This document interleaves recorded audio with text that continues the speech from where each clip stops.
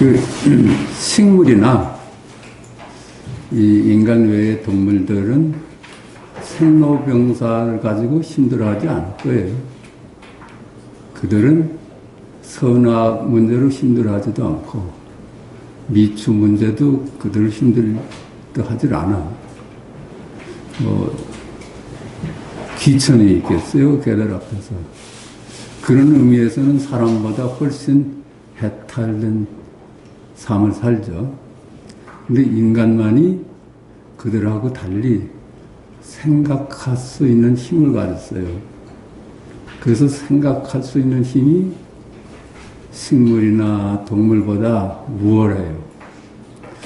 그것까진 좋았는데 그만 생각에 속아가지고 생로병사가 따로 있는 줄 알고 미추가 따로 있는 줄 알고 선악이 따로 있는 줄 알고 그 허망한 관념에 휘둘려서 사는 것이 인간입니다.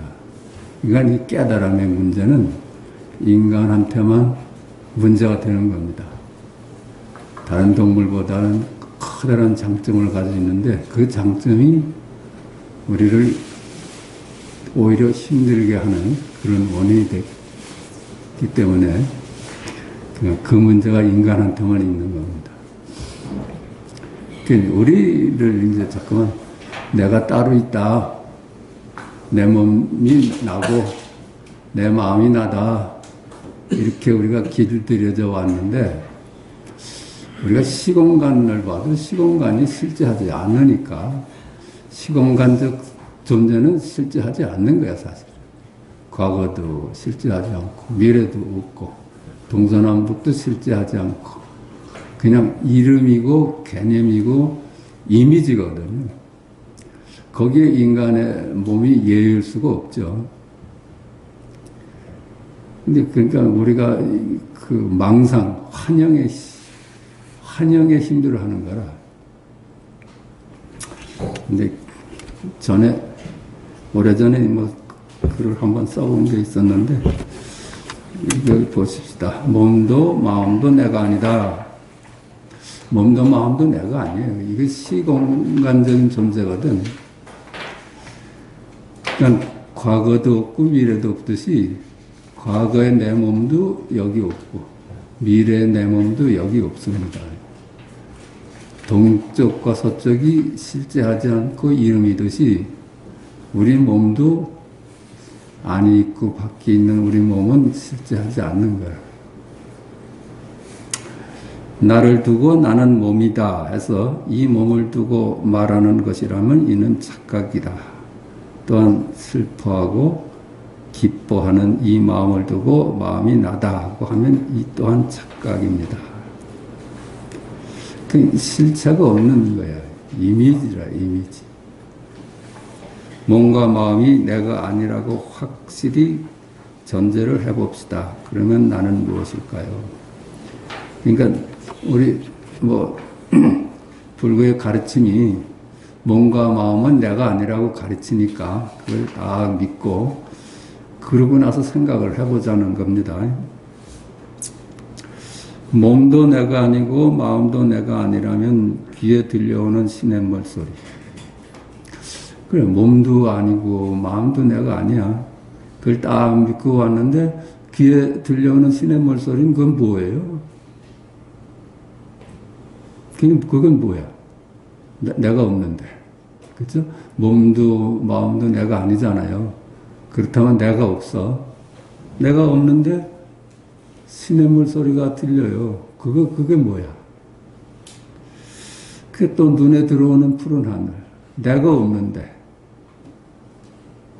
푸른 하늘이 눈에 들어와. 이것은 무엇일까요? 나의 현존이 아닐까요?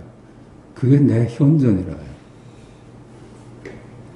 이때 죽비를 들면서 이뿐이겠습니까? 이거야. 이뿐이라, 이뿐. 몸도 마음도 내가 아닌데 이뿐이라, 이뿐.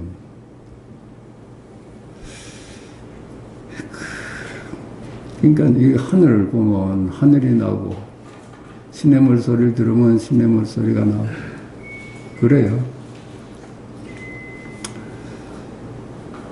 이때 그렇죠. 죽비를 책상을 치며 이뿐 아니겠습니까? 이거예요. 이거. 몸도 내가 아니고 마음도 내가 아닌데 이거는 실제 하잖아요. 그걸 어떻게 부정할 수가 있어요?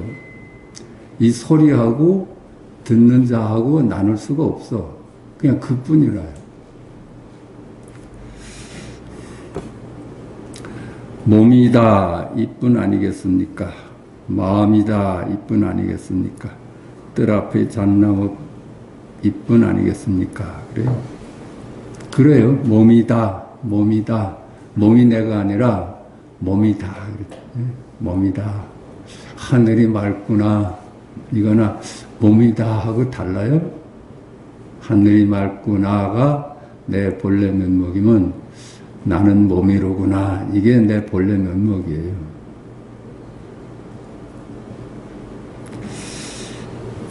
우리는 몸과 마음이 나다는 생각에 너무 길들여져 있어서 한 번도 그 믿음을 의심하지 않고 살고 있습니다.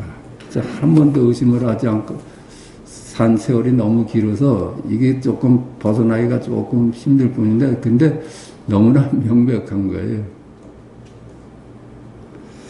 그렇기 때문에 나는 누구인가? 이 근본적인 질문에 대한 선사들의 가르침인 뜰 앞의 잣나무다에 개합하지 못하고 마상근이다에 개합하지 못하는 것입니다. 이 뜰 앞의 잣나무다가 지금 여기 일이지 않습니까? 마상근이다가 지금 여기 일이야. 시공간은 텅에서 실제하질 않아. 시공간이 실제하지 않습니다. 이미지일 뿐이야. 그런데 뜰 앞에 잣나무다. 이건 뭐예요? 한 물건도 없는데 뜰 앞에 잣나무다. 이게 뭐야? 응? 마가세근이다. 이게 뭐예요? 그리고 그게 지금 여기 일이잖아요. 시공간이 다 실제하지 않으니까 지금 우리가 말할 수 있는 건 지금 여기다. 이렇게 말할 수 있는 거예요. 근데 지금 여기다 하고 얘기를 하면 또 이게 과거와 미래에 상반되는 지금이다 이렇게 들으면 안 돼. 그죠? 여기다 할 때 그 여기는 공간적인 개념이 아니야. 지금이다 할 때 그건 시간적인 개념이 아니라요. 우리가 이렇게 생각하면 어떨까요? 그 물을 찾을 때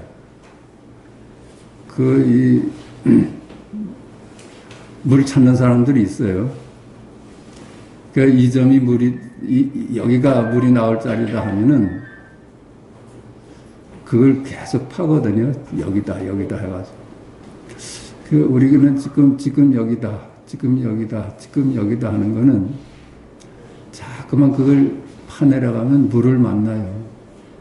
물을 만날 때까지는 지금 여기다를 잠깐 들어야 돼. 그걸 반복해서 그러다 보면 뚫려요. 물을 만나요. 그 물이 지금 여기입니다.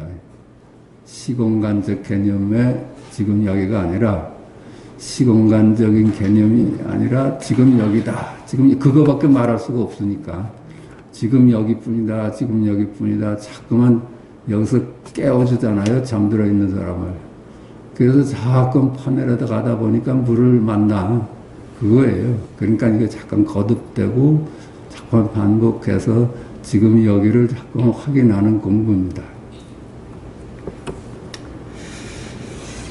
산책길에 들리는 시냇물 소리.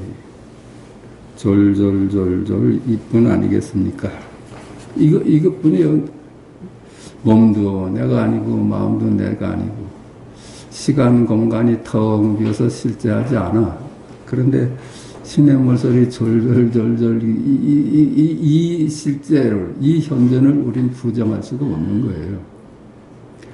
하늘을 바라볼 때 눈 안에 들어오는 푸른 하늘, 이것 왜 나를 어디서 찾을 것입니까?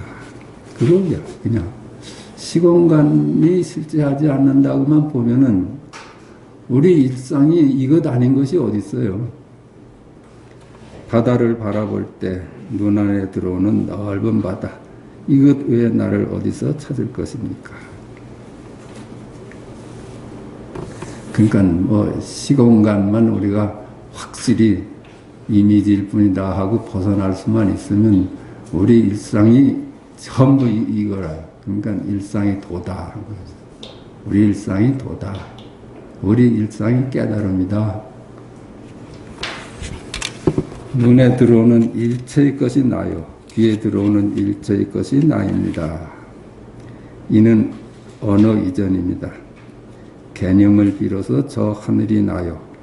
저 바다가 나라고 한다면 이는 천리만리 어긋나는 것입니다. 천리만리 어긋나에 개념으로 생각한다면. 그런데 시공간이 텅 비어서 실제하지 않는데 아이고 하늘이 맑구나, 하늘에 별이 충청하구나, 이것이 이게 우리 본래 면목이라요. 이때 이뿐이야. 시간 공간이 다 이미지일 뿐인데 이게 이뿐이에요. 이 세상 만물 중에 눈을 벗어나는 것이 있습니까? 눈을 벗어난 게 있을까요? 여기서 눈이라는 거는 부처님 눈이 아니 불안이야. 그것도 이름일 뿐이라요. 눈이라는 게 따로 있질 않아. 눈이라는 게 따로 있다고 본다면 눈 아닌 것이 또 설정을 해야 돼. 근데 눈뿐입니다. 눈뿐. 하늘을 볼 때도 눈뿐이고 바다를 볼 때도 눈뿐이고 바람 소리를 들을 때도 눈뿐이라요. 눈 외에 다른 물건이 있어야지 이건 눈이다 하는 게 아니라요. 이게 눈이다 하고 이름을 붙여놓으면 또 딴 놈이 있어야 돼. 그게 몽땅 눈인 걸 어떻게 그 눈이라고 하겠습니까? 눈이 따로 있질 않아. 먼지 하나를 봐도 눈이 드러나고 하늘을 봐도 눈이 드러납니다. 눈이 드러난다고 할 때 눈이라는 것이 무엇인가 하면 어긋납니다. 그 머리를 돌리면 어긋나. 이 눈이 뭘까 하면 또 이름을 짓게 되니까 언어로는 전할 길이 없습니다. 눈이라는 것이 하늘일까 또는 이 안에 있는 눈일까 하면 이는 분별입니다. 그냥 거기서 머리가 팍 쉬어야 돼. 그걸 어떻게 하늘을 보면 그대로고 응? 바다 소리를 들으면 그대로지. 이게 난가, 이게 눈인가, 이게 마음인가 하면 또 생각을 돌리니까 소염시가 있지 않습니까? 비노소옥은 본무사다. 지오달랑은 인득선이다. 자꾸만 소가 하는 거는 소기한테는 일이 없어. 단지 애인 알록산이 그 소리를 알아들으면 돼요. 뜰 앞에 잣나무다 그러잖아요. 뜰 앞에 저 잣나무하고는 아무 상관이 없는 얘기야. 뜰 앞에 잣나무다 이걸 알아차리라는 거지. 양귀비가 당 현정의 눈을 피해서 난군인 알록산을 만나보자 몸종인 소옥을 불러댑니다. 그래서 소옥. 예? 양귀비가 이제 그 알록산이가 궁에 들어온 건 아는데 가서 맞이할 수는 없고 자기 방을 찾아와야 되거든요. 그러니까 소가야 자기 위치를 알아야 되니까. 그냥 소기한테는 일이 없어. 그저 알록산이가 알아들으면 돼. 뜰 앞에 잣나무다 하고 조제가 말할 때 잣나무하고는 아무 상관이 없어요. 뜰 앞에 잣나무다 할 때 뜰 앞에 잣나무다가 자기 힘을 발견하라는 거야.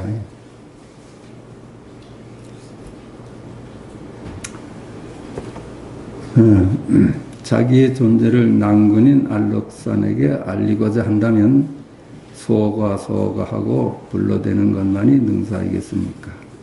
노래를 불러도 그만이요. 그렇죠? 동해물과 백두산이 해도 이 자리고, 그렇죠? 무슨 무슨 노래들 있잖아요. 당신과 나 사이에 저 바다만 없었다면 이게 나예요.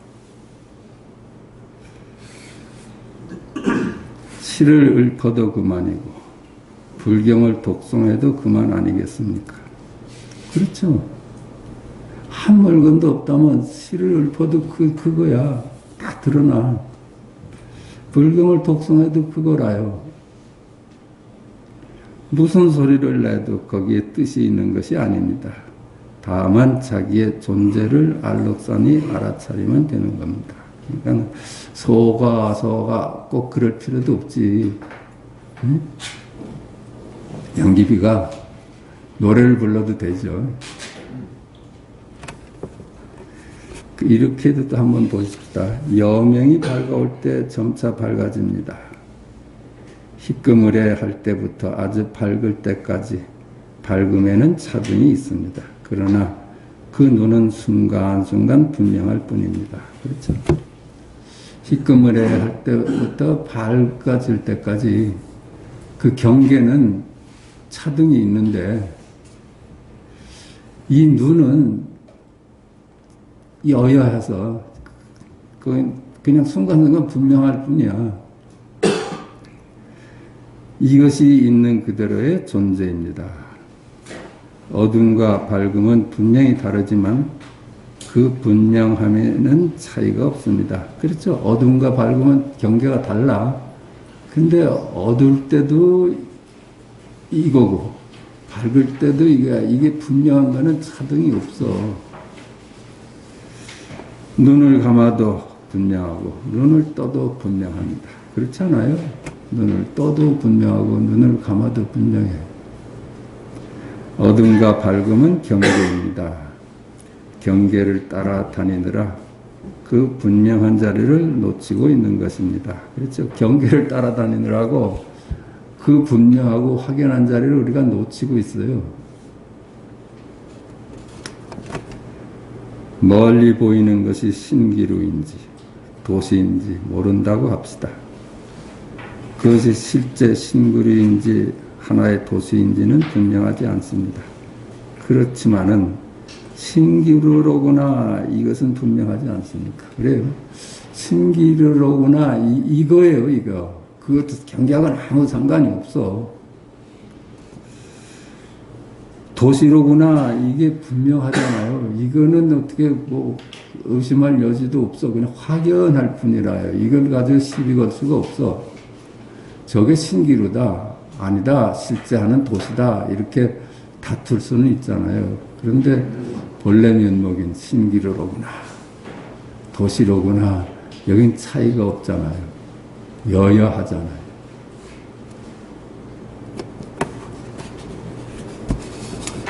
존재가 법이 진리가 드러나고 있는 것입니다. 그렇죠? 그러니까 우리는 하늘을 보면 하늘이 되어 있고 바다를 보면 바다가 되어 있고 구름을 보면 구름이 되어 있는 거예요. 구름 자체가 나라는 것이 아니라 구름하고 눈하고 나눌 수가 없거든. 그걸 그렇게 표현할 뿐입니다. 나눌 수가 없어. 분별만 하지 않는다면 우리 일상이 눈하고 나눌 재간이 없어요.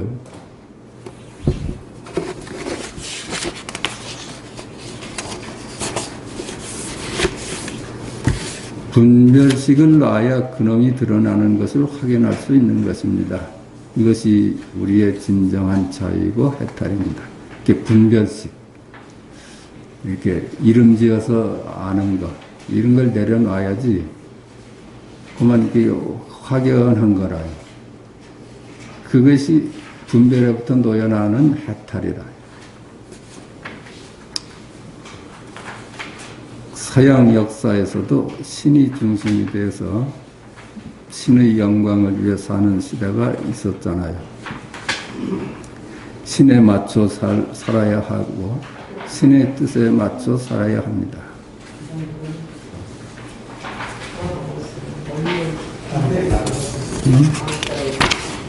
그래?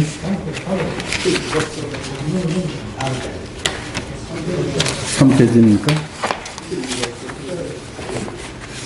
그러니까 이것은 아주 분명하거든요.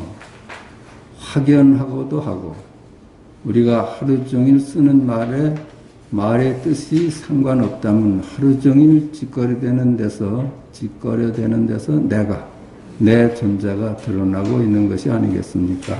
그 말만 안 따라가면 하루 종일 뭐 짓거려대는데 그게 나예요. 내 본래 면목이에요. 말에 속아가지고 내 본래 면목을 놓치는 게 문제지. 제 친구나 제 식구는 제가 무슨 헛소리를 해도 저것이 누구라고 압니다. 그와 동시에 듣고 있는 사람의 존재도 드러나고 있는 것입니다. 그렇죠?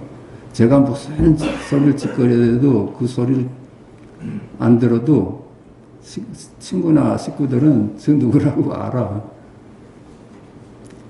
그 말에 있는 것이 아니라요.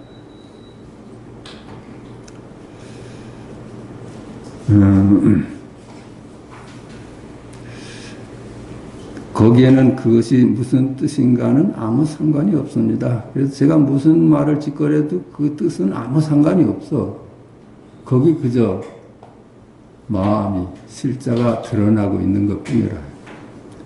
일체 소리가 나를 드러내고 있어요. 일체 소리가, 일체 언어가, 일체 말이 말을 따라가지 않으면은 거기서 나의 본래 면목을 확인할 수 있는 거예요.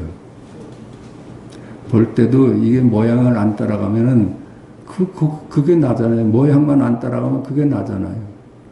이름을 안 따라가면 그게 나야. 생각을 안 따라가면 그게 나예요. 그 드러나고 있는 것이 우리가 말하는 부처거든요. 부처는 찾아가고 수행을 해서 찾아내는 것이 아닙니다. 그냥 늘 드러나고 있죠. 이걸 무슨 찾아가서 수행을 해서 찾아내요. 그냥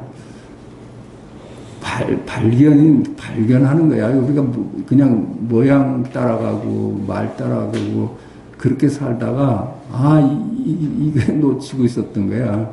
한 번도 이걸 떠난 적이 없는데 그걸 놓치고 살았던 것 뿐이라.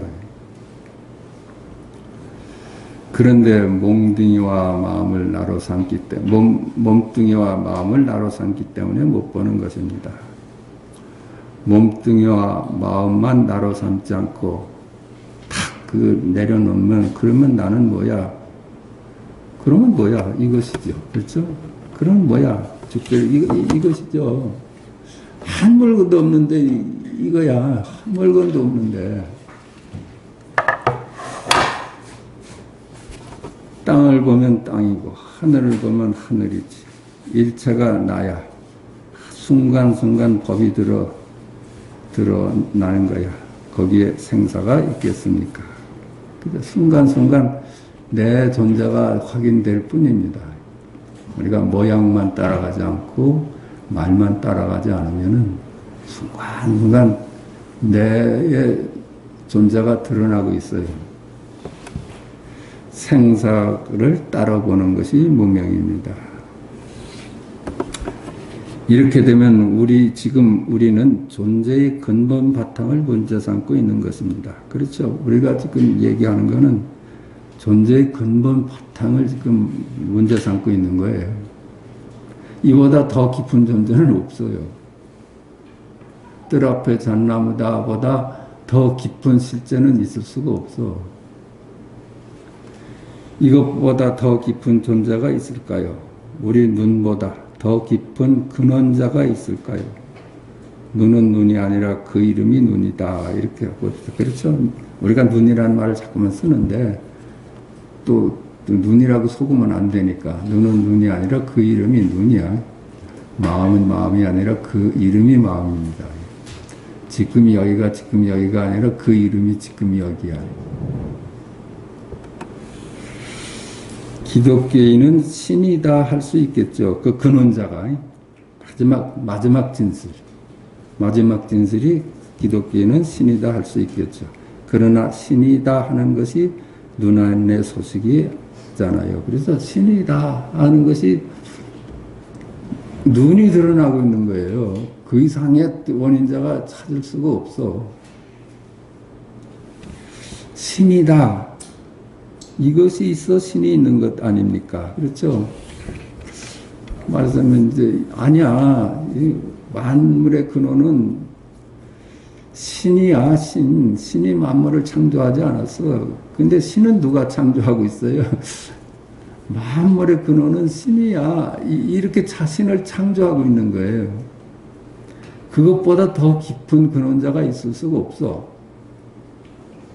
그러니까 마지막 진실입니다. 신이, 우리가 말하는 신이 마지막 진실이 아니라 신을 만들어내는, 신을 창조해내는 신이 만물의 근원이야 하는 이것이 마지막 진실이라. 우리가 신을 만들어내니까. 그래서 그 서양에서도 요즘 그렇게 말하잖아요. 만들어진 신이다. 우리가 말하는 신은 만들어진 신이다. 신이다. 이것이 있어 신이 있는 것 아닙니까? 신이다. 창조주다. 하는 것이 누구야? 죽비를 딛는 이것이거든요. 그렇죠? 여기서 조심해야 할 것은 근원자가 따로 있다고 분별하는 것입니다. 그래서 또 근원자라는 것이 또 따로 있다고 분별하면은 이게 둘로 나뉘어져. 근원자하고 만물하고 나눌 수가 없는 거예요. 하늘이 맑다 하고 하늘을 멀거니 바라본 때 주객이 늘 합일해서 있지 주객이 따로 있질 않아요. 신이 따로 있질 않아요. 근원자가 따로 있는 것이 아니라 뜰 앞의 잣나무 신이다. 이것이 존재의 전부인 것입니다. 이게 존재의 전부예요. 나머지가 없는 존재의 전부입니다. 그러니까 유무를 벗어나 있고 생사를 벗어나 있는 것입니다. 그놈 보고 너는 존재하냐 하고 물었다 합시다. 없다 해도 그놈이 드러나고, 그렇죠? 있다 해도 그놈이 드러나고 있습니다. 그 마지막 실제한테 이렇게 묻는다 합시다. 너는 존재하느냐? 그래도 근데 그렇게 물었는데 없다 해도 그놈 아니에요. 존재한다고 해도 그놈이야. 너는 좋은 놈이냐 하고 물을 때 좋은 놈이다 해도 그놈이고 나쁜 놈이다 해도 그놈이 드러나는 것 아니겠습니까? 그래요. 그러니까 우리 일상이 도죠. 우리 일상이 도예요. 분별식을 놔야 그놈이 드러나는 것을 확인할 수 있는 것입니다. 이것이 우리의 진정한 자유고 해탈입니다. 그러니까 잠깐만 주객으로 나눠보지만 않으면 하늘이 맑구나 해서 주와 객을 나눠보지만 않으면 그게 머리가 하는 짓이거든요. 그냥 하늘이 맑구나가 그게 통째예요. 통째. 서양 역사에서도 신이 중심이 돼서 신의 영광을 위해 사는 시대가 있었지요. 신에 맞춰 살아야 하고 신의 뜻에 맞춰 살아야 합니다. 거기에는 인간은 부재하고 신만이 있는 시기를 지나면서 인간의 본성을 중시하는 인본주의 즉 르네상스가 일어나잖아요. 그렇죠. 그저 신만이 중심이 되고 사람은 무시되고 이런 시대를 우리가 살았어요. 그때 중세가. 그래서 그걸 암흑기라고 그러잖아요. 그 앞의 것은 신본주의입니다. 그 신본주의 시대를 역사는 암흑기라고 하잖아요. 왜 그러냐? 이 시기는 나의 본성을 등지고 오로지 신의 영광을 위해서 살아야 하는 것이기 때문입니다. 그렇죠? 그 허구, 그 실제하지 않는 이미지에 우리 인류가, 우리 생명이 휘둘리고 살았던 거예요. 속아서. 그래 암흑기라고 할 수가 있지. 본래의 나, 눈은 모든 개념으로부터의 해탈한 자리인데 신이라는 우상에 맞추어 살라고 하니 삶이 질곡일 수밖에 없지 않습니까? 본성을 배반한 시기입니다. 그래서 암흑기라고 하는 것입니다. 그래서 마지막 진리를 배반을 하고 우상을 세워가지고 우상의 지배를 받는 그 암흑기가 있었어요. 그런데 인본주의 시대가 왔다고 하여 인간이 해방된 것은 아니었습니다. 신을 대신할 수 있는 것을 인간은 만들게 마련입니다. 이 머리라는 것이 신한테 속았구나 하면 또 신을 대신할 것을 만들어내요. 이것이 바로 선악이니 하는 비교의 기준들입니다. 이제는 예전엔 신이 우상이었는데 이제는 선악이 우상이 됐어요. 그래서 선악이 우리 문제를 해결할 줄 알았어. 옛날엔 신이 들어서 아주 우리 인간의 문제를 다 해결할 줄 알았는데 이게 헛된 이름일 뿐이었구나 하고 발견하고 또 찾아낸 게 선악이야. 선악. 이제는 우리 인류를 구원해 줄 놈이 선이더구나. 이래 돼버렸어요. 근데 신보다도 더 무서운 놈을 끌어들인 거예요. 선악이니 하는 비교의 기준들입니다. 인간이 선악의 틀에 맞추려니 이것이 또한 질곡이 되었습니다. 개념은 우리를 힘들게 합니다. 그렇죠? 개념이 우리를 실제 하지 않은 이미지가 우리를 힘들게 하는 거예요. 생로병사, 선악, 미추, 우열, 상하 이런 개념에 우리가 휘둘려 살아오지 않았습니까? 여자는 무엇인가? 여자를 어떻게 규정하느냐에 따라 여자에게 역사상 얼마나 힘든 시기가 있었습니까? 그게 참 어처구니인 거예요. 2조 500년을 봐도 여자를 그렇게 힘들게 한 것이 단순히 그 문화 때문에 그런 거예요. 여자를 어떻게 보느냐는 문화 때문에 인간을 어떻게 규정하느냐의 개념 때문에 남녀의 갈등이 일어나고 이것은 우리를 힘들게 하여 왔습니다. 그러니까 2조 500년 동안 여자가 대접받지 못한 역사를 보면은 참 기막힌 거예요. 그냥 단순히 그 생각 때문에. 그래서 금강경에서는 아인, 중생, 수자성을 여의라고 가르치지 않습니까? 그렇죠? 아상, 인상, 중생상, 수자상. 그렇죠? 나다, 너다. 인간이다, 인간 외의 동물이다. 중생이다, 부처다. 또 산 것과 죽은 것 이런 거 다 나눠보는 거야. 그것이 다 상이라 둘이 아닌데. 저번 텔레비전에서 서강대학교 최진석 교수의 인문학 강의를 들었습니다. 인간이 해방되어 가는 과정을 얘기하더군요. 인간의 진정한 본성이 무엇인가? 아는 것으로 인간의 본성을 삼는다면 인간의 본성이 결국 개념화되는 것이 있잖아요. 그렇죠? 아는 것으로서 인간의 본성을 삼는다면 인간의 본성은 개념이에요. 개념 너머에 있지. 실제는 어찌 개념이 살아야 본성이겠어요. 개념 너머에 있지. 그 교수는 결국 아는 것으로부터 자유로워야 인간 본래의 본성을 찾을 수 있다는 것입니다. 그렇게 말합니다. 인간의 본성을 개념으로 규정한다면 이는 진정한 인간의 본성이 아니라는 것입니다. 아는 것, 즉 개념을 전부 놔버린다면 인간은 무지에 이른다는 것입니다. 그렇죠? 이거 아는 것에 속아왔어. 그래서 아는 것이 실존이 아니라 이름일 뿐이로구나, 개념일 뿐이다 해서 그걸 다 비우니까 인간이 비로소 무지에 이릅니다. 단지 불에 알지 못할 줄 알게 됐어요. 그분은 인간이 무지에 이르지 못해서 인류가 거룩한 눈을 잃었다는 것입니다. 그 표현이 좋습니다. 우리 인간이 그 단지 불에 무지에 이르지 못했기 때문에 우리 인간이 거룩할 수 있는 눈을 놓쳤다는 거예요. 항상 개념만 차 있으니까 눈이 깊을 리가 있겠습니까? 이렇게 극한 눈을 잃었다는 것입니다. 인간에 대한 모든 규정을 전부 놔버렸다면 그것이 무지일 것입니다.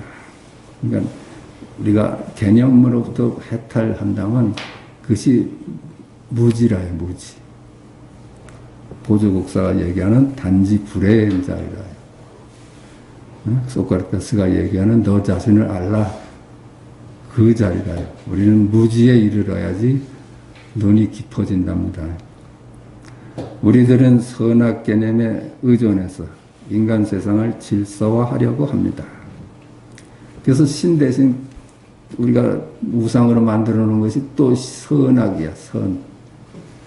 그래서 우리는 선에 의지해서 우리 가정 문제를 해결하려고 그러고, 이 사회 문제를 해결하려고 그러고, 나아가서 국가의 질서를 잡으려고 합니다.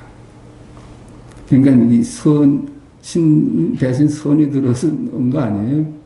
근데 우리 가정을 봐도 선악이 가정에서 판치면 그 집안은 깨지더라고요. 질서 있게 평화로워지는 게 아니라, 그리고 옆에 뭐 누가 자꾸만 착한 거 내세우고 있으면 불편해요, 그 사람은. 그렇지 않아요? 네? 무심한 사람이 제일 편하게 하지, 자꾸만 착한 거 얘기하면은 불편해. 그런데 이 선악이라는 것이, 선악이 우리의 이제 우상이 돼가지고 그놈한테 모든 걸 기대를 했는데 하나도 해결해 주질 않았어. 더 이상, 신이 있을 때보다 더 이상 인간이 황폐해져 가고 힘들어지게 돼버렸어. 그런데도 우리가 선악을 놓지 못하는 것은 무엇이 때문일까요? 그것은 선악을 놓아버렸을 때 인간에게 닥칠 혼돈을 겁내는 것입니다. 그렇죠? 이게 겁나는 거예요. 아유, 선악을 버려가지고서는 인간이 어떻게 되겠어? 이건 완전히 그냥 혼돈에 빠지고 무질서에 빠지는 거 아니야. 그런데 그게 열반이라. 장자에서 그 얘기가 있죠. 혼돈 칠기우라는. 우리 타나스님 그러시더라고요. 이 장자의 백미가 혼돈 칠기래. 혼돈은 분별을 넘어서서 존재하는 황제예요. 근데 사방의 왕들이 저 양반은 무슨 재미로 살까 해서 의식을 열어줬어요. 일곱 구멍을 열어줬으니까 혼돈은 죽어버렸대요. 그게 같은 얘기라요. 우리가 분별에 받아들여서 그 분별을 통해서 이 문제를 해결하려고 하는 데서 커다란 착각이 있었던 거예요.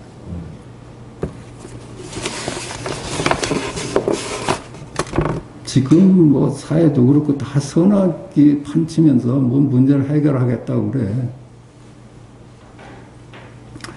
선가에서도 단지 불에면 시직견성이라는 그 무지에 이르면 이것이 바로 기현성이라고 하지 않습니까? 저는 우리 인문학 철학이 여기까지 왔구나 하니 반가웠습니다. 그렇죠? 우리가 지금 여기까지 왔어요. 인문학 그 강의를 들어보면 지금 여기까지 왔어요. 이렇게 많이 깨었어. 그런데 그분은 역시 학자였습니다. 이게 최진석 교수를 두고 하는 얘기예요. 모든 개념으로부터 해방된 인간의 본성이 무엇이냐? 그분은 욕망이라고 하더군요. 그렇습니다. 살아있는 자리는 욕망이라. 그러니까는 비슷한 얘기예요. 그 노자도 네 배를 채우지 그 뜻을 세우지 말라 그랬거든. 허기심 슬기복, 약기지 강기고, 뜻을 약하게 하고 네 뼈를 든든하게 하라. 배를 채우지 마음을 채우지 말아라. 이게 같은 얘기야.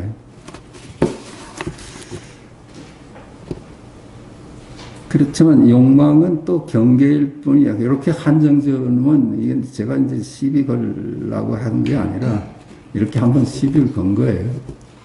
또 욕망이라는데 또 묶일까봐. 그래.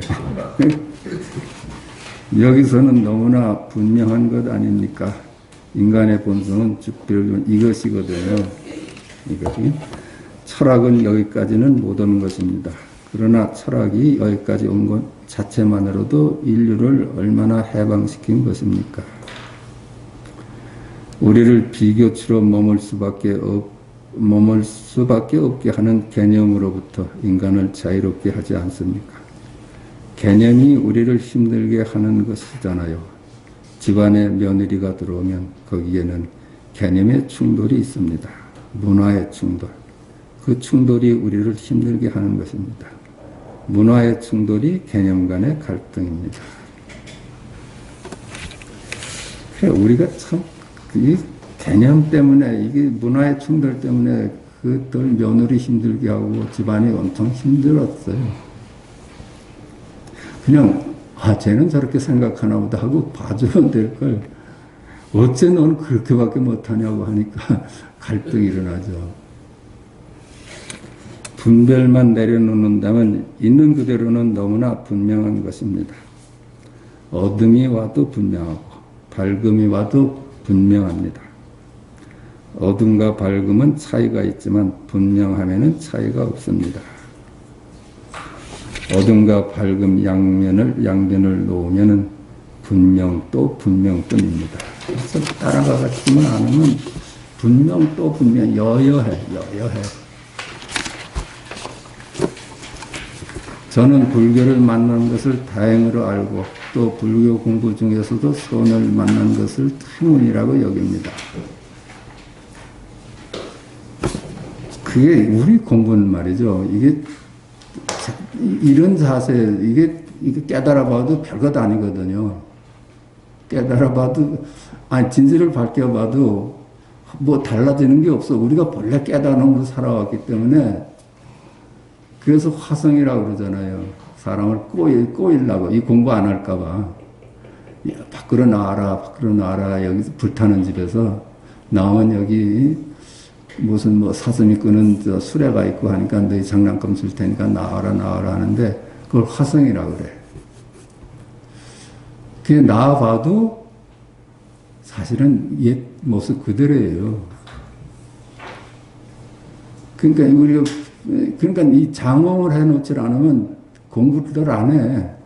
근사한 게 있다고 막 그래 놔야지 이 공부를 하지. 저도 이 공부하면은 근사하지.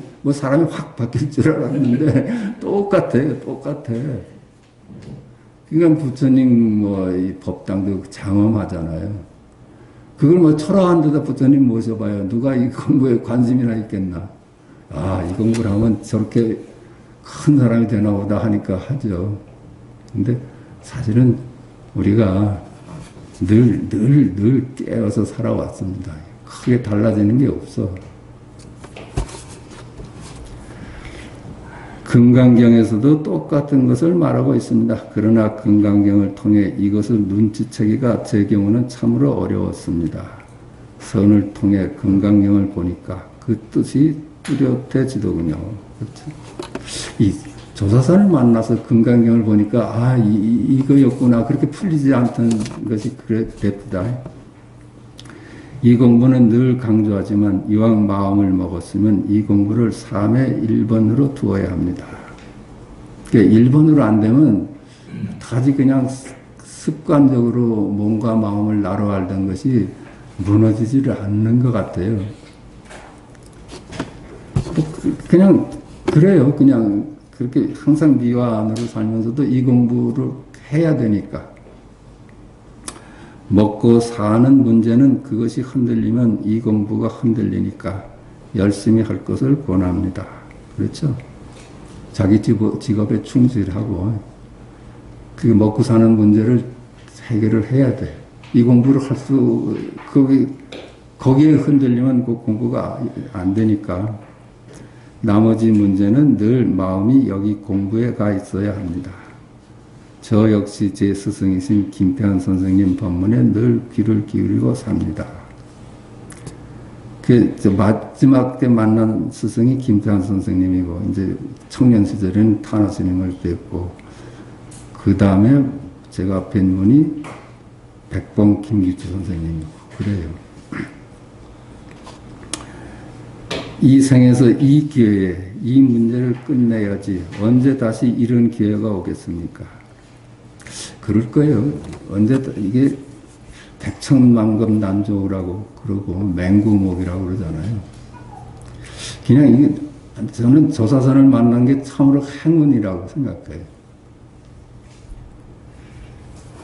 이 공부는 좀 이기적이어야 합니다. 남 생각 말고 내 공부만 챙기십시오. 남 뒤치다거리 하는 것도 좋지만 자기 공부는 놓치는 것입니다. 이렇게 살아가면 자기 스스로가 여기에 자꾸 훈수 때 가거든요. 그러니까 우리는 훈수 때 가는 것 같아요. 공부를 자꾸 끈을 놓치지 않고 훈수 때 가는 거예요. 우리는 언제나 진리를 떠난 적이 없어요. 근데 이게 깨달으면 뭐가 되는 걸로 알고 공부하면 이거는 아니야. 아니야. 뭐가 되는 게 아니라 네가 본래 그냥 부처라는 걸 그냥 확인하는 공부지 뭐가 되는 게 아니에요. 그러니까 거창한 것을 바라고 공부를 하면은 실망해요. 단순히 진실이 뭐냐. 과학자가 진리에 목말라 하듯이 이것도 그냥 뭐가 마지막 진실이냐 하는데 목말라 있어야지 뭐가 된다 하는 것에 목말라 있으면 이게 헛물키는 거라.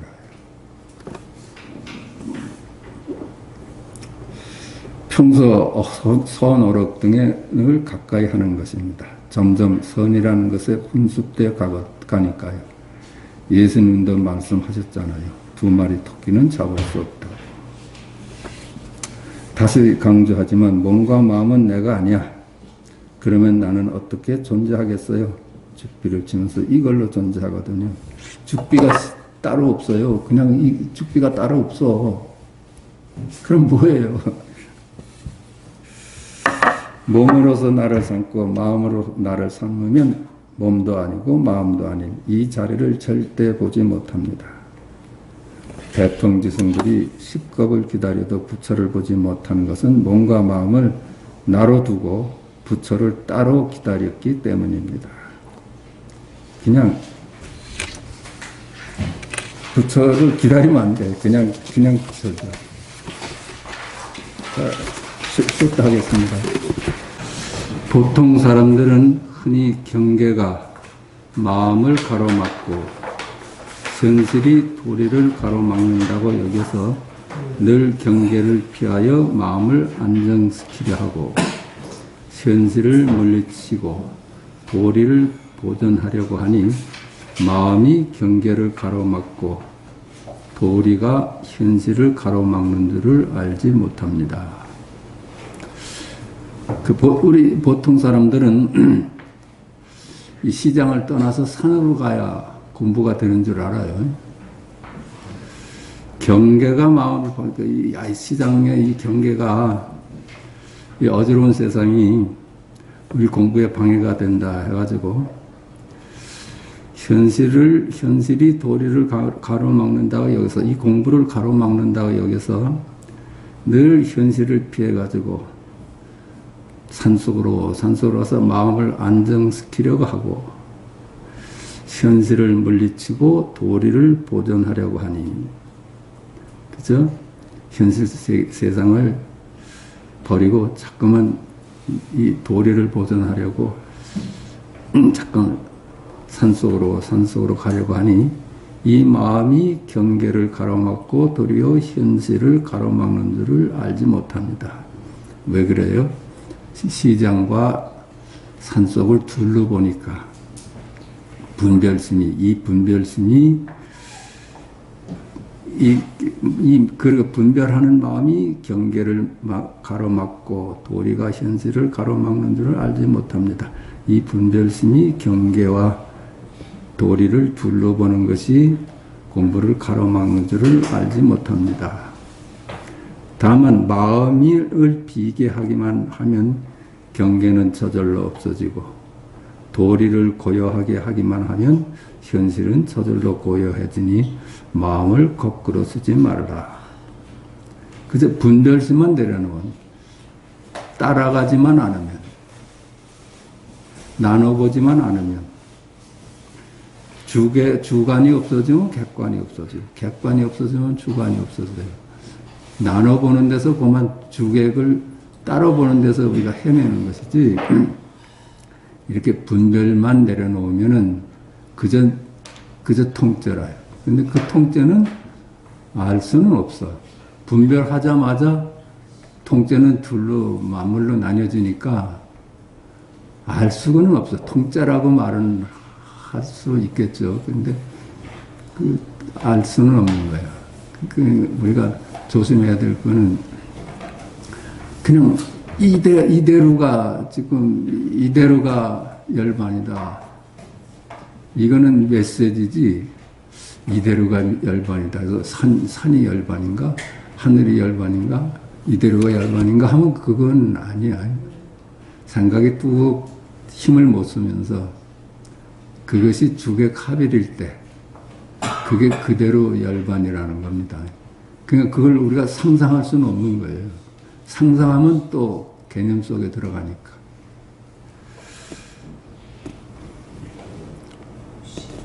보통 사람들은 흔히 기꺼이 마음을 비우지 못하고 공에 떨어질까봐 두려워하니 자기 마음이 본래 공인 줄 알지 못한다. 보통 사람들은 흔히 마음을 비우지 못하고 공에 떨어질까봐 두려워하다. 공부하다 보면은 자기가 사라지는 것에 대해서 두려움이 올 수 있다고 합니다.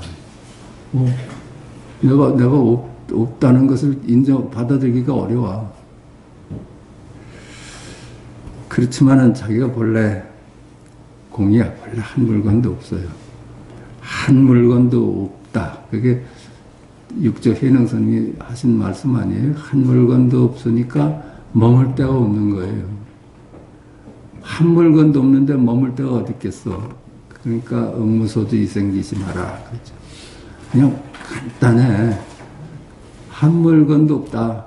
그러니까 머물지 마라. 여기에 불교 팔만대장경이 다 들어있는 거예요. 한 물건도 없다. 그러니까 머물지 마라. 어리석은 사람은 현실을 제거하고 마음은 제거하지 않으며 지혜로운 사람은 마음을 제거하고 현실을 제거하지 않는다. 어리석은 사람은 현실을 바꾸려고 하고 자기 마음은 내버려둬. 그 분별심이 원형인데 분별심은 내버려두고 현실을 바꾸려고 그래. 지혜로운 사람은 마음을 제거, 분별심을 내려놓고 현실을 문제 삼지 않는다. 그렇습니다. 보살의 마음은 허공과 같아서 모든 것을 전부 버리니 지은 복덕에도 전혀 탐착하지 않는다. 보살의 마음은 허공과 같아. 분별심을 뚝 여였기 때문에 복덕에도 전혀 탐착하지 않는다. 복덕을 건강에도 그러죠. 보살은 복덕을 탐하지 않는다 하던가 표현이 그래요. 이 복덕을 탐하는 건 윤회의 길입니다. 그렇죠? 내가 이런 무슨 좋은 일을 해서 과거가 좋을 거다 한 건 윤회의 길이야. 그래서 그 신인은 무공이다. 그러니까 공이 없습니다. 공이 없어. 신인 무공하다. 그 부처는 공을 공이 없어. 내세울 공이 없어요. 자기가 있어야지 공이 있죠. 내가 없는데, 내가 한 일이 없는데 공이 어디 있겠어요. 그러니까 누구야? 그 양무제가 달마를 만났을 때 자기 공이 어떠하냐 묻잖아요. 그때 달마가 없습니다 하고 한 칼에 잘라버리잖아요. 그건 복덕은 돼요. 복덕은 되는데 이 공부에는 공이 없는 거라요.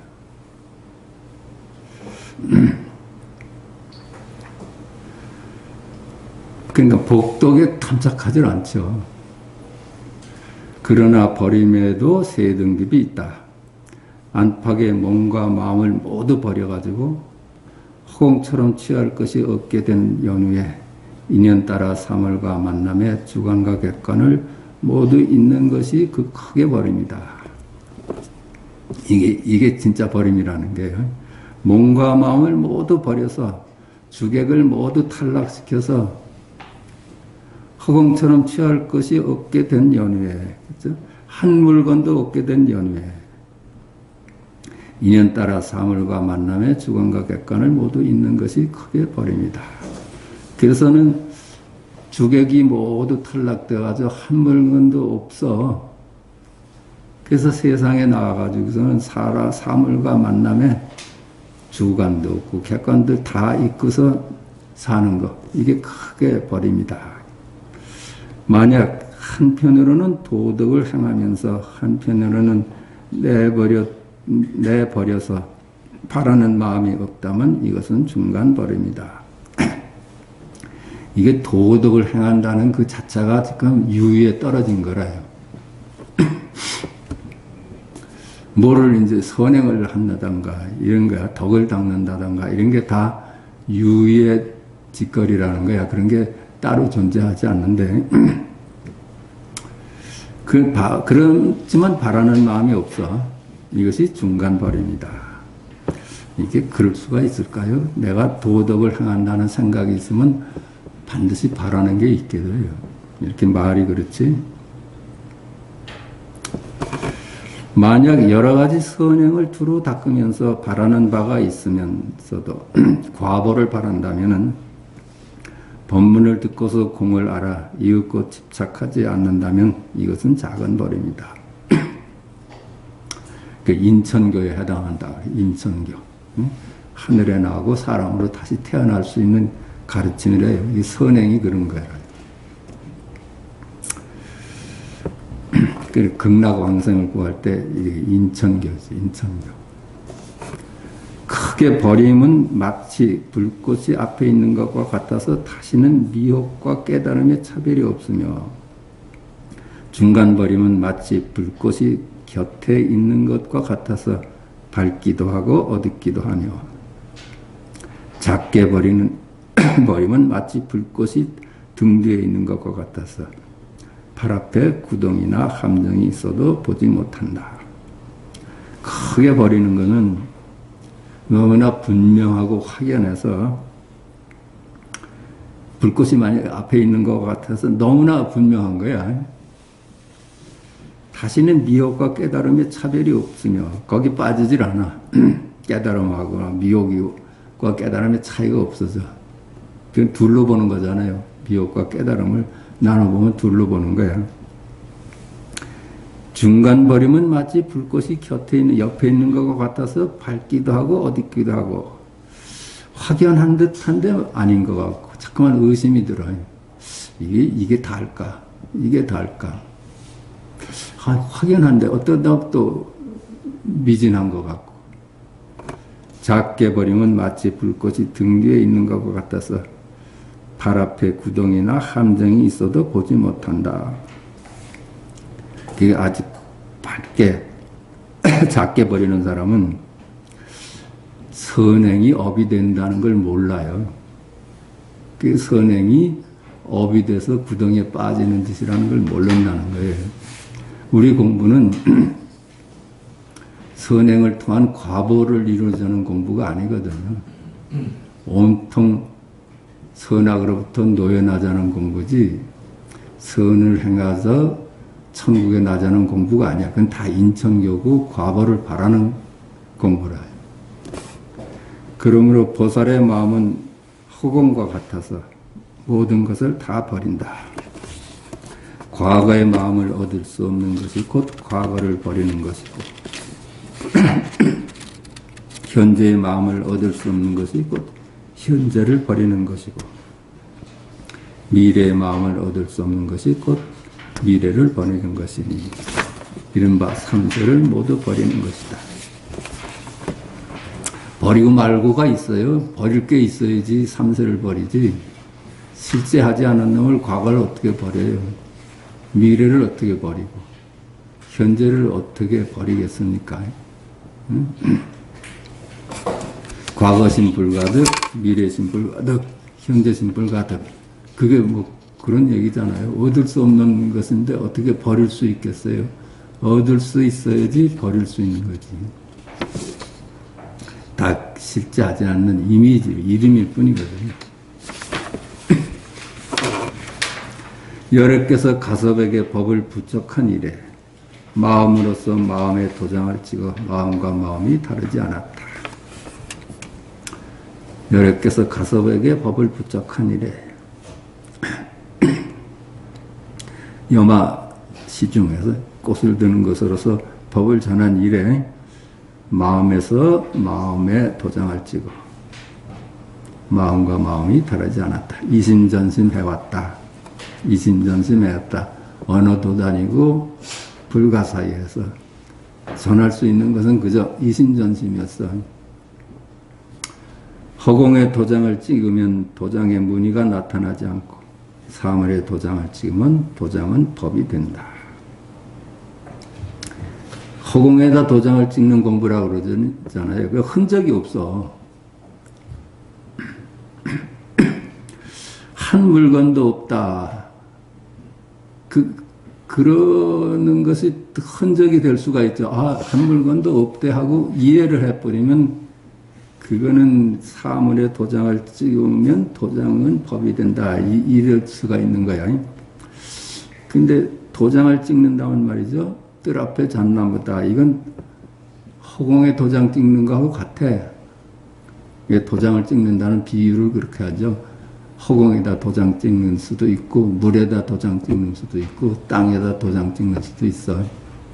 근데 허공에다 도장 찍는 건 흔적이 없어. 물에다 도장 찍는 건 잠시는 있다가 사라지고 땅에다 도장 찍는 거는 영이 새겨져 버려가지고 우리가 경전이 그렇다는 거예요. 경전이. 뜰 앞에 잣나무다. 이거는 허공에다 도장 찍는 겁니다. 경전을 읽어서 이해하는 거는 땅에다 도장 찍는 것 같이 개념을 받아들인다는 겁니다.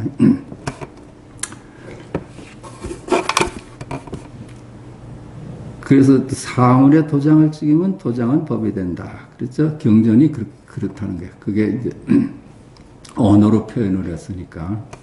그러므로 마음으로서 마음에 도장을 찍어 마음과 마음이 다르지 않으니 도장을 찍는 것과 도장이 찍히는 것에 모두 일치하기가 어렵다.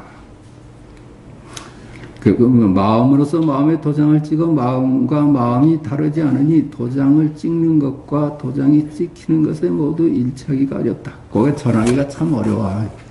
이심전심 할 수밖에 없잖아요. 근데 그 전하기가 딱 부합하기가 어렵다는 거예요.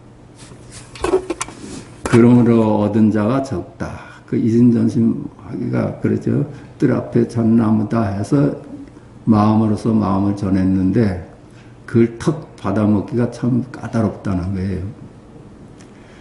그러므로 얻은 자가 적다. 그러나 마음이라면 마음 없음이고 얻는다면 얻음 없습니다. 모두 이름일 뿐이다. 모두 이름일 뿐이다. 얻는 바도 없고 버릴 바도 없고 마음도 없고 물건도 없어. 이름에만 속질 않고 따라가지만 않으면 그대로 이심전심이 되는 거지. 부처에게는 세 몸이 있다. 법시는 자성이 텅 비어 걸림없이 통하는 법을 말한다. 보시는 모든 깨끗한 법을 말한다. 화시는 육도 만행의 법을 말한다. 법신, 보신, 화신이죠. 법신은 자성이 텅 비어 걸림없이 통하는 법을 말한다. 그렇죠? 불이법. 모든 모양을 넘어선 자리. 보신은 깨끗한 법을 말한다. 이게 수행이 깊어져서 과보로 받는 법, 보신을 세웠다 그래. 본래는 보신이라는 말이 없었는데 수행을 한 사람이 80종호, 뭐 30 이상 80종호를 갖고 태어난다고는 발성이 있을 수가 있어. 근데 이제 건강경에 보면은 부처님은 30 이상 80종을 부인하셨어요. 그것으로서 열애를 삼으면 안 된다. 화신은 육도 만행의 법을 말한다. 법신이 법을 말함에 있어 음성, 형상, 문자로서는 구할 수가 없다. 말할 것도 없고 깨달을 것도 없고 자성이 텅 비어 걸림없이 통할 뿐이다. 언어에 담을 수가 없어. 언어, 음성, 형상, 문자로서 그걸로 담을 수가 없어. 그 말할 것도 없고 깨달을 것도 없고 말할 수도 없고 깨달을 것이 따로 있지도 않아. 자성이 텅 비어 걸림없이 통할 뿐이다. 그러므로 말하기를 말할 만한 법이 없으니 이것을 일러 법을 말한다고 한다. 말할 만한 법이 없어. 입에 말에 담을 만한 진리가 있을 수가 없지. 진리가 어떻게 말에 담을 수가 있어요. 그러니까 말을 하되 말한 바가 없는 거야. 그러니까 설하되 설한 바가 없어. 우리가 저번 시간에도 그랬잖아요. 연기를 배우면서 있다 없다 하면서 있다에 없다가 들어있어요. 없다에 있다가 들어있어. 먼지에 전 우주가 들어있어. 그러니까 먼지라고 하는 것이 말이에요? 말일 수가 없어. 말을 하되 말한 바가 없는 거예요. 그러니까 필요한 의사는 딱 전달했지만은 그냥 말한 바가 없는 거예요. 보신과 화신은 모두 때에 따라 감응하여 나타나고 말하는 법도 사정에 따르고 근기에 맞추어 끌어들여 가르쳐 변화시키기 때문에 모두 참된 법이 아니다. 보신과 화신은 모두 때에 따라 감응하여 나타나고 인연으로 나타나고 말하는 법도 사정에 따라 근기에 맞춰 끌어들여 가르쳐 변화시키기 때문에 말하는 것도 그 상황에 따르고 그 사람의 근기에 따라 가지고 방편을 쓰니까 모두 그건 참된 법은 아니다. 그러므로 말하기를 보신과 화신은 참부처가 아니고 또한 법을 말하는 자도 아니다 라고 하였다. 보신과 화신은 방편으로 쓰는 것이지 참된 자리는 아닐 수밖에 없지. 그건 다 모양과 작용을 두고 얘기하는 거니까. 법을 말하는 자도 아니죠. 보신이 말하고 화신이 말하는 줄은 우리는 알았어요. 내가 말하는 줄 알았어. 내가 보는 줄 알았어. 근데 공부를 하고 보니까 보는 놈이 내가 아니고 말하는 놈이 내가 아니야.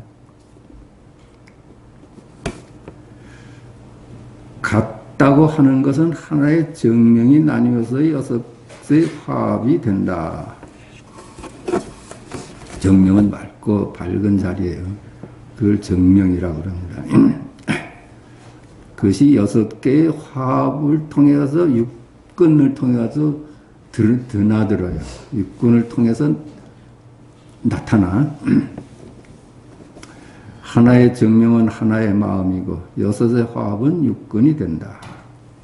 이 육근이 각각 경계와 합하니 눈은 색깔과 합하고 귀는 소리와 합하고 코는 냄새와 합하고 혀는 맛과 합하고 몸은 감촉과 합하고 의식은 만법과 합한다. 색성향 미촉법이 경계잖아요. 아니 비설 신이가 색성향 미촉법을 만나서 그 6가지 의식의 세계를 만들어요. 그래서 18개라고 합니다.